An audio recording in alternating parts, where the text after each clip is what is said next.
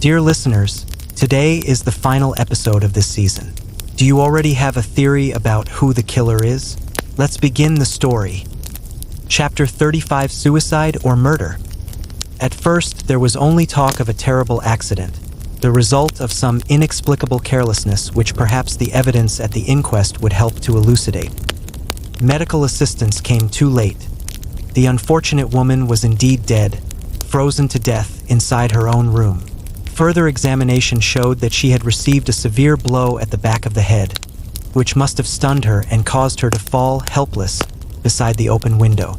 Temperature at 5 degrees below zero had done the rest.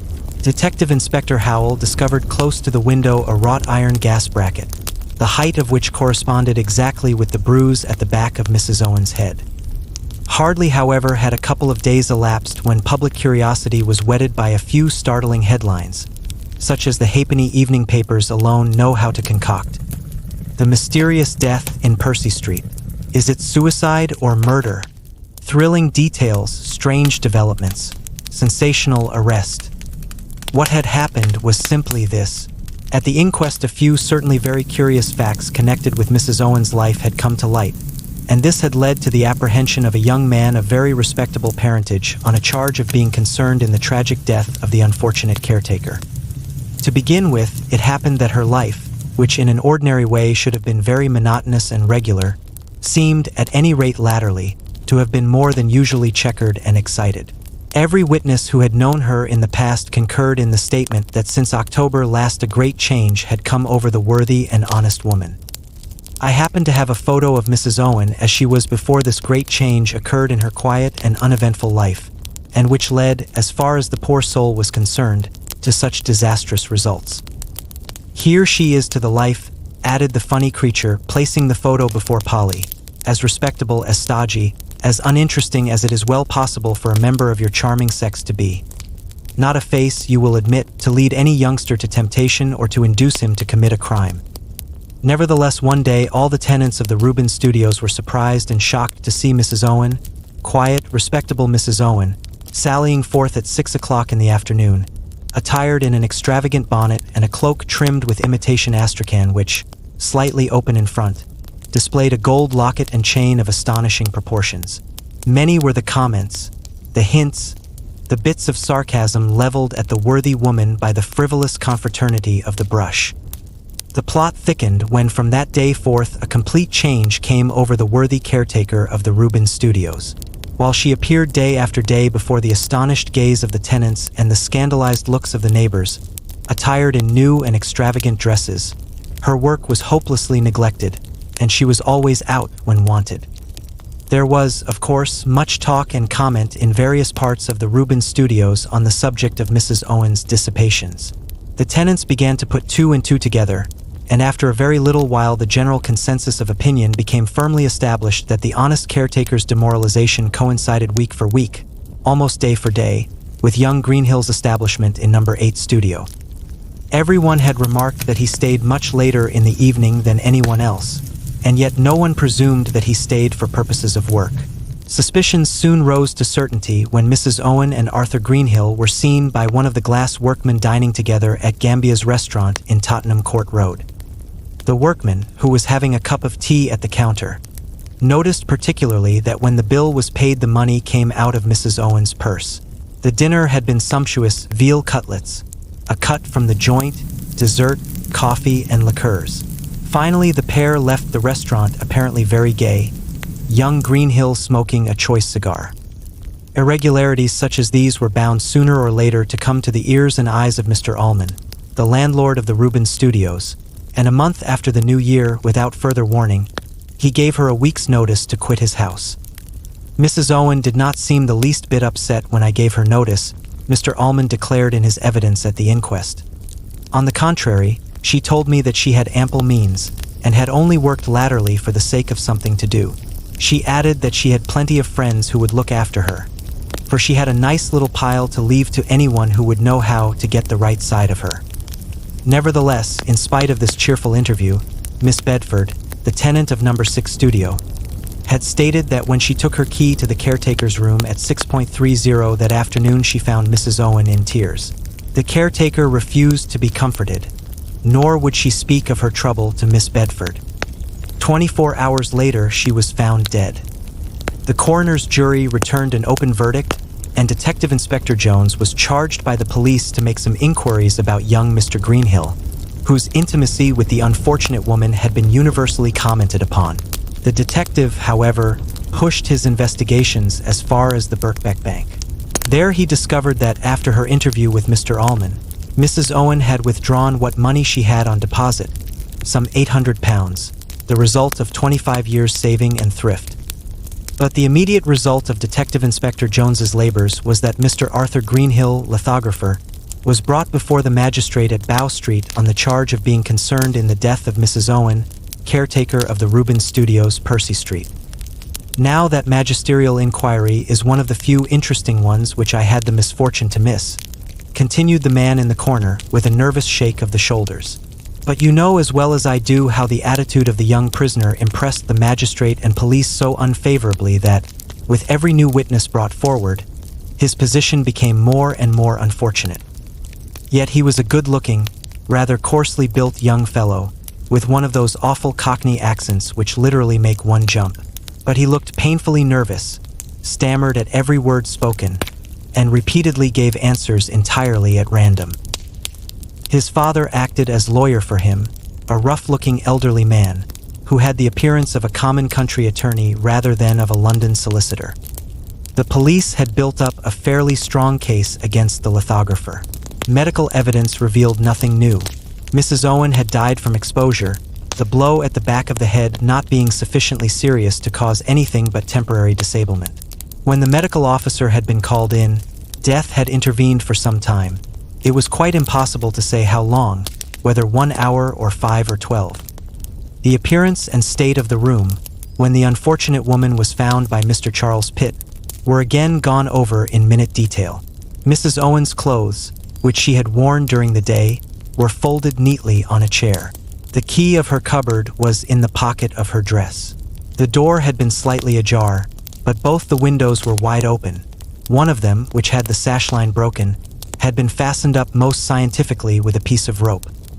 Mrs. Owen had obviously undressed preparatory to going to bed, and the magistrate very naturally soon made the remark how untenable the theory of an accident must be. No one in their 5 senses would undress with a temperature at below 0, and the windows wide open. After these preliminary statements, the cashier of the Birkbeck was called, and he related the caretaker's visit at the bank. It was then about 1 o'clock, he stated. Mrs. Owen called and presented a check to self for £827, the amount of her balance. She seemed exceedingly happy and cheerful, and talked about needing plenty of cash, as she was going abroad to join her nephew, for whom she would in future keep house. I warned her about being sufficiently careful with so large a sum, and parting from it injudiciously, as women of her class are very apt to do. She laughingly declared that not only was she careful of it in the present, but meant to be so for the far-off future, for she intended to go that very day to a lawyer's office and to make a will. The cashier's evidence was certainly startling in the extreme, since in the widow's room no trace of any kind was found of any money. Against that, 2 of the notes handed over by the bank to Mrs. Owen on that day were cashed by young Greenhill on the very morning of her mysterious death.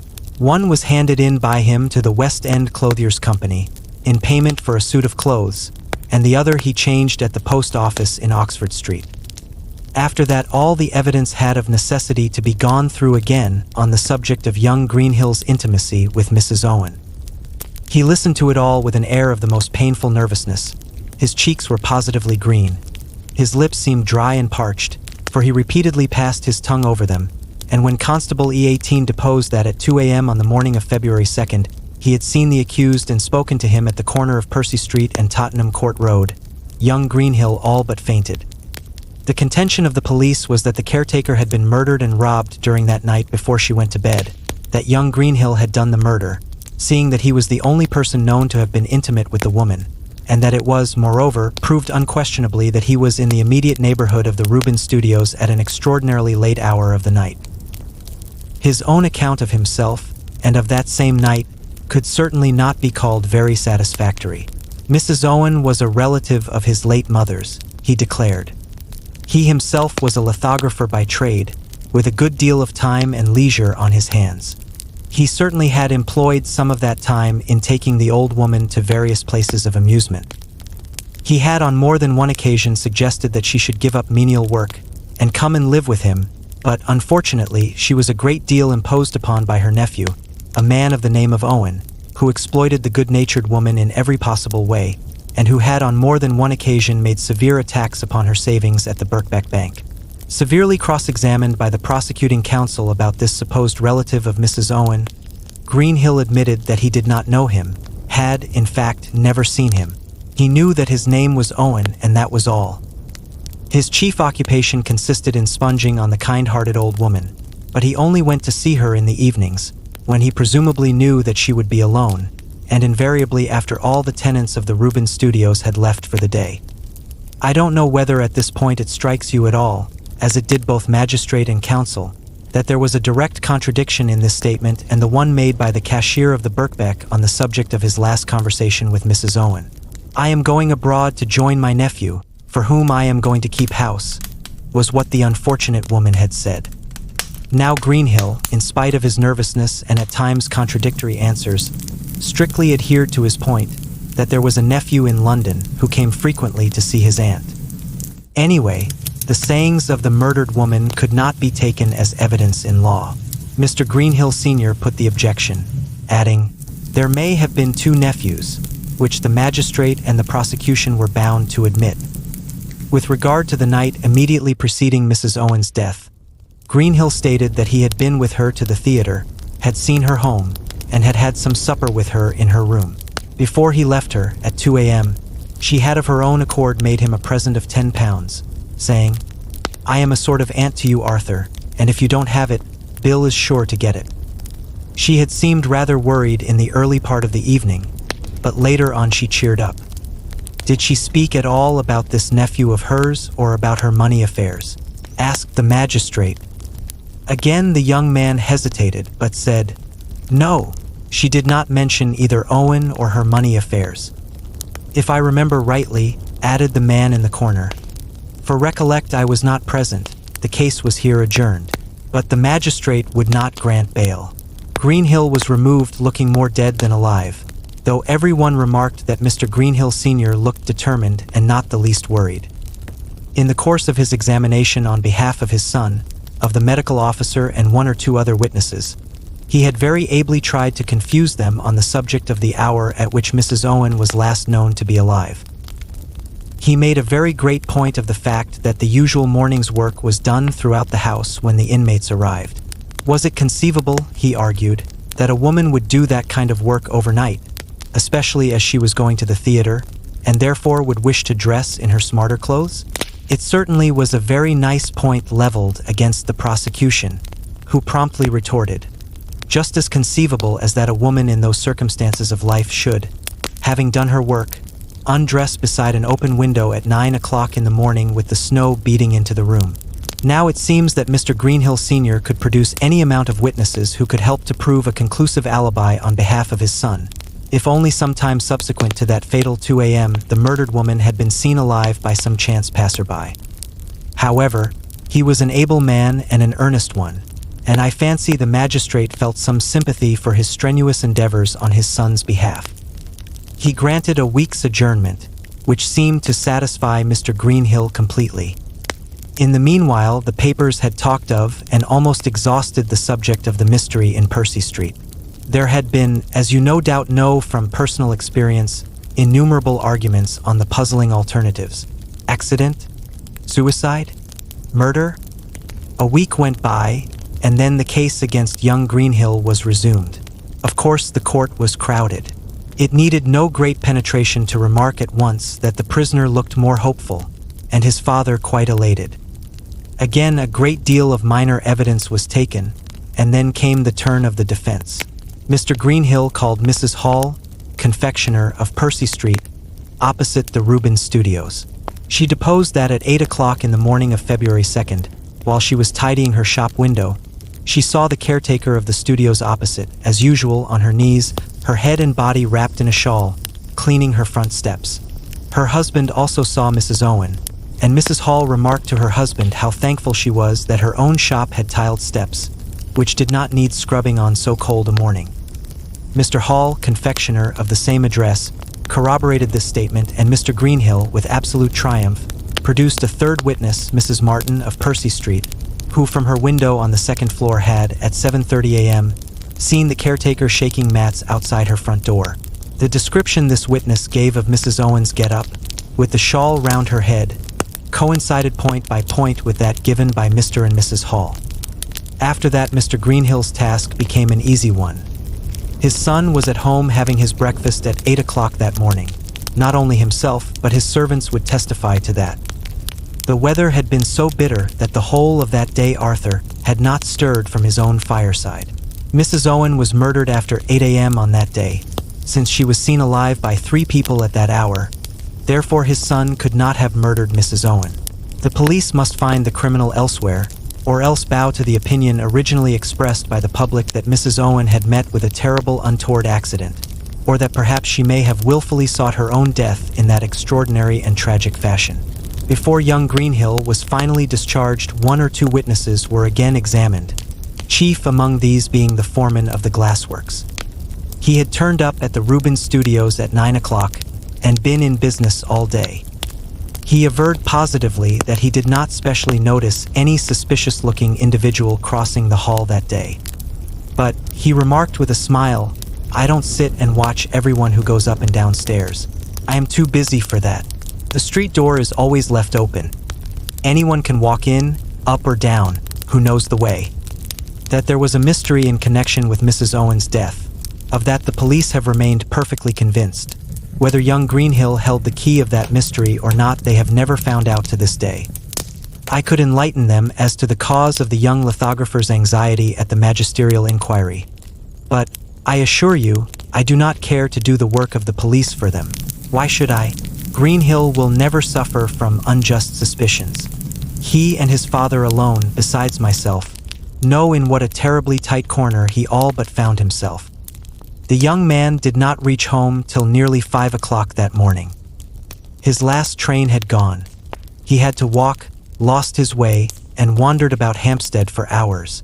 Think what his position would have been if the worthy confectioners of Percy Street had not seen Mrs. Owen wrapped up in a shawl, on her knees, doing the front steps. Moreover, Mr. Greenhill Sr. is a solicitor, who has a small office in John Street, Bedford Row. The afternoon before her death, Mrs. Owen had been to that office and had there made a will by which she left all her savings to young Arthur Greenhill, lithographer. Had that will been in other than paternal hands, it would have been proved, in the natural course of such things, and one other link would have been added to the chain which nearly dragged Arthur Greenhill to the gallows, the link of a very strong motive. Can you wonder that the young man turned livid, until such time as it was proved beyond a doubt that the murdered woman was alive hours after he had reached the safe shelter of his home? I saw you smile when I used the word murdered, continued the man in the corner, growing quite excited now that he was approaching the denouement of his story. I know that the public, after the magistrate had discharged Arthur Greenhill, were quite satisfied to think that the mystery in Percy Street was a case of accident or suicide. No, replied Polly, there could be no question of suicide, for 2 very distinct reasons. He looked at her with some degree of astonishment. She supposed that he was amazed at her venturing to form an opinion of her own. And may I ask what, in your opinion, these reasons are? He asked very sarcastically. To begin with, the question of money, she said. Has any more of it been traced so far? Not another £5 note, he said with a chuckle. They were all cashed in Paris during the exhibition, and you have no conception how easy a thing that is to do, at any of the hotels or smaller agents to change. That nephew was a clever blackguard, she commented. You believe, then, in the existence of that nephew? Why should I doubt it? Someone must have existed who was sufficiently familiar with the house to go about in it in the middle of the day without attracting anyone's attention. In the middle of the day? He said with a chuckle. Any time after 8:30 in the morning. So you too believe in the caretaker, wrapped up in a shawl, cleaning her front steps? He queried. But, It never struck you, in spite of the training your intercourse with me must have given you, that the person who carefully did all the work in the Rubin studios, laid the fires and carried up the coals, merely did it in order to gain time, in order that the bitter frost might really and effectually do its work, and Mrs. Owen be not missed until she was truly dead. But, suggested Polly again, it never struck you that one of the greatest secrets of successful crime is to lead the police astray with regard to the time when the crime was committed. That was, if you remember, the great point in the Regent's Park murder. In this case, the nephew, since we admit his existence, would, even if he were ever found, which is doubtful, be able to prove as good an alibi as young Greenhill. But I don't understand how the murder was committed, he said eagerly. Surely you can see it all for yourself, since you admit the nephew, a scamp, perhaps, who sponges on the good-natured woman. He terrorizes and threatens her, so much so that she fancies her money is no longer safe even in the Birkbeck Bank. Women of that class are apt at times to mistrust the Bank of England. Anyway, she withdraws her money. Who knows what she meant to do with it in the immediate future? In any case, she wishes to secure it after her death to a young man whom she likes, and who has known how to win her good graces. That afternoon the nephew begs, entreats for more money. They have a row. The poor woman is in tears, and is only temporarily consoled by a pleasant visit at the theater. At 2 o'clock in the morning young Greenhill parts from her. 2 minutes later the nephew knocks at the door. He comes with a plausible tale of having missed his last train, and asks for a shakedown somewhere in the house. The good-natured woman suggests a sofa in one of the studios, and then quietly prepares to go to bed. The rest is very simple and elementary. The nephew sneaks into his aunt's room, finds her standing in her nightgown. He demands money with threats of violence. Terrified, she staggers, knocks her head against the gas bracket, and falls on the floor stunned, while the nephew seeks for her keys and takes possession of the £800. You will admit that the subsequent mise en scene is worthy of a genius. No struggle, not the usual hideous accessories round a crime. Only the open windows, the bitter northeasterly gale, and the heavily falling snow. 2 silent accomplices, as silent as the dead. After that the murderer, with perfect presence of mind, busies himself in the house, doing the work which will ensure that Mrs. Owen shall not be missed, at any rate, for some time. He dusts and tidies. Some few hours later he even slips on his aunt's skirt and bodice, wraps his head in a shawl, and boldly allows those neighbors who are astir to see what they believe to be Mrs. Owen.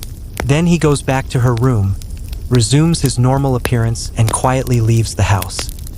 He may have been seen. He undoubtedly was seen by 2 or 3 people, but no one thought anything of seeing a man leave the house at that hour. It was very cold, the snow was falling thickly, and as he wore a muffler round the lower part of his face, those who saw him would not undertake to know him again.